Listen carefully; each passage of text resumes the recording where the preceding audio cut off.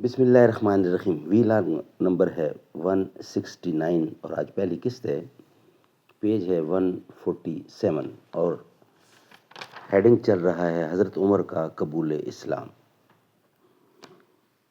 ناظرین، اس کتاب کے رائٹر ہیں مولانا صفی الرحمان مبارک پوری اور اس کتاب کا ٹائٹل ہے الرحیق المختوم. سیرت النبی صلی اللہ علیہ وسلم پر دنیا بھر میں اول انعام یافتہ کتاب ہے یہ.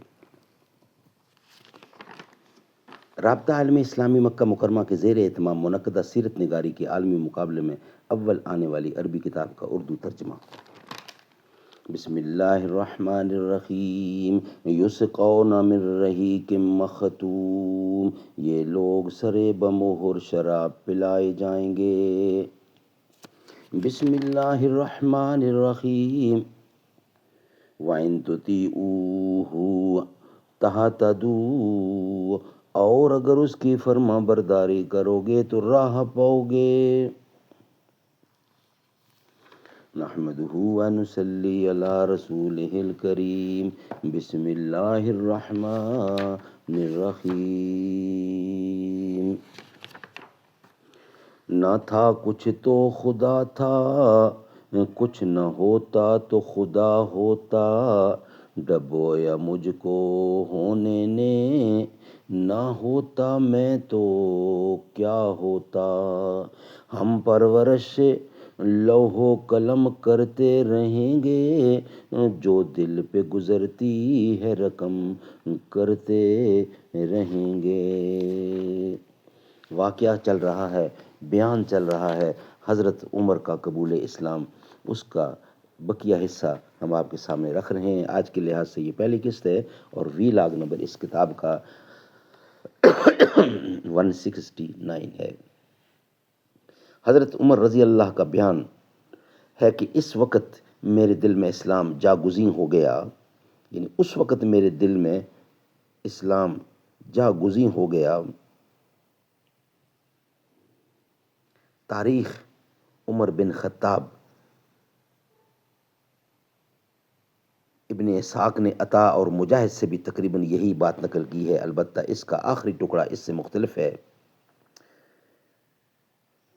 اسی کے قریب روایت نقل کی ہے لیکن اس کا آخری حصہ بھی اسی روایت سے مختلف ہے. دیکھیے کتاب عمر بن خطاب. ناظرین، حضرت عمر بن خطاب رضی اللہ کا بیان ہے کہ اس وقت میرے دل میں اسلام جاگزیں ہو گیا. یہ پہلا موقع تھا کہ حضرت عمر رضی اللہ عنہ کے دل میں اسلام کا بیج پڑا، لیکن ابھی ان کے اندر جاہلی جذبات، تقلیدی عصبیت اور آباء و اجداد کے دین کی عظمت کے احساسات کا چھلکا اتنا مضبوط تھا کہ نہاں خانہ دل کے اندر مچلنے والی حقیقت کے مغز پر غالب رہا. اس لیے وہ اس چھلکے کی تہ میں چھپے ہوئے شعور کی پرواہ کیے بغیر اپنے اسلام دشمن عمل میں سرگرداں رہے. ان کی طبیعت کی سختی اور رسول اللہ صلی اللہ علیہ وسلم سے فرط عداوت کا یہ حال تھا کہ ایک روز خود جناب محمد مصطفیٰ کا کام تمام کرنے کی نیت سے، قتل کرنے کی نیت سے تلوار لے کر نکل پڑے.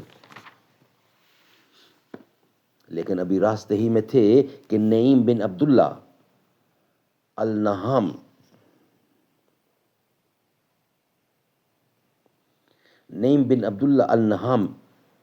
سے یا بنی زہرہ یا بنی مخزوم کے کسی آدمی سے ملاقات ہو گئی. اس نے تیور دیکھ کر پوچھا، عمر کہاں کا ارادہ ہے؟ انہوں نے کہا، محمد کو قتل کرنے جا رہا ہوں.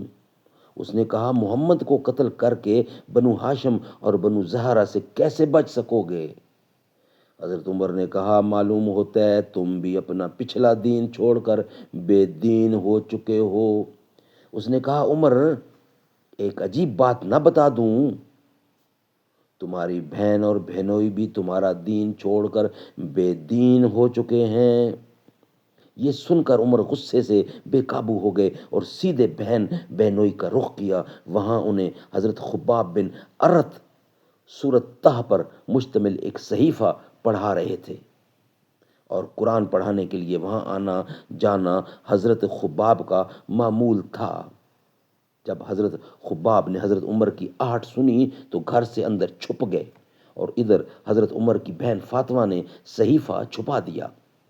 لیکن حضرت عمر گھر کے قریب پہنچ کر حضرت خباب کی قرات سن چکے تھے، قرات یعنی قرآن کی تلاوت سن چکے تھے۔ چنانچہ پوچھا کہ یہ کیسی دھیمی دھیمی سی آواز تھی جو تم لوگوں کے پاس میں نے سنی تھی؟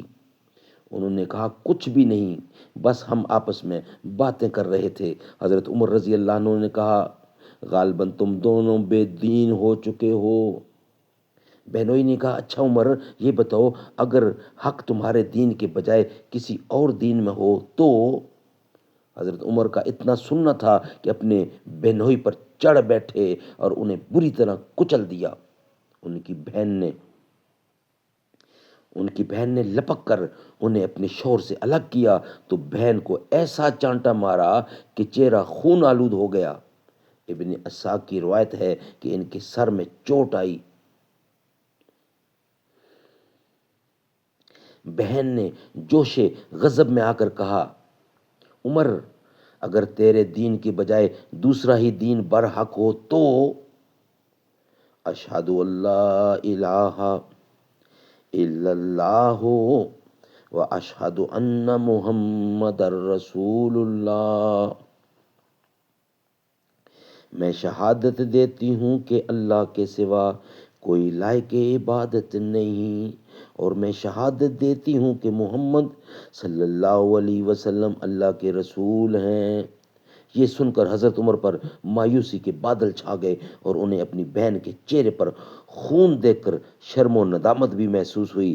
کہنے لگے اچھا یہ کتاب جو تمہارے پاس ہے ذرا مجھے بھی پڑھنے کو دو۔ اچھا یہ کتاب جو تمہارے پاس ہے ذرا مجھے بھی پڑھنے کو دو۔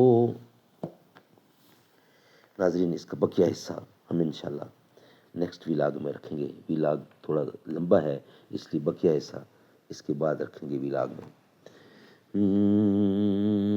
رب کی پیاری عطا سید فاطمہ جان خیر الورا سید فاطمہ، جس نے کی عمر بھر اطاعت کبریا وہ علی کی وفا سید فاطمہ، لاڈلے جن کے پیارے حسین و حسن وہ خدا کی رضا سید فاطمہ، تذکرہ کیا بیاں ہو زباں سے میرے رتبہ تیرا بڑا سید فاطمہ۔